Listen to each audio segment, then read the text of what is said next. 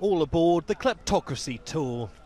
Our guide, Russian anti-corruption activist Roman Borisovich. Previous tours have focused on Russia and the Middle East. Now Nigeria's in the spotlight. Our goal is to stop the avalanche of dirty money that is pouring into the real estate in the UK and particularly into central London. Organisers of this tour claim that London is at the heart of international money laundering, a place to easily hide and spend astronomical sums of cash. And where does a lot of that money go? Into London's lucrative property market.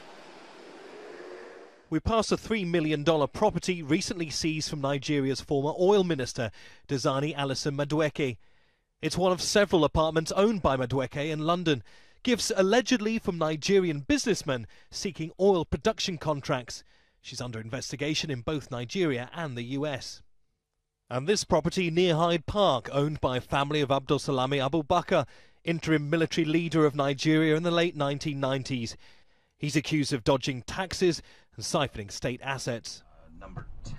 Many of the properties we pass are owned by high-profile political and business figures who struggle to explain their wealth. Most allegedly bought via shell companies based in offshore British tax havens. The more layered the financial setup, the harder it is to trace exactly where the money comes from. There are 40,000 land titles in London that are owned by companies based in secrecy jurisdictions. So that means when they bought those land titles, they didn't even have to tell the land registry who they really were.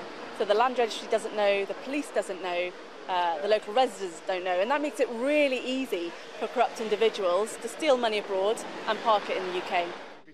On a visit to London, Nigeria's information minister told us that he believes 55 people are responsible for stealing $6.2 billion from the Nigerian treasury between 2006 and 2013. If only 1/3 of that money was returned to the treasury, it would have built 600 kilometers of roads, 37 hospitals, 20,000 housing units, and would have been able to train 4,000 children from primary school to university level. It's a side of London few will ever see. A tour organisers hope will dissuade others from choosing the UK to stash their cash. Neve Barker, Al Jazeera, London.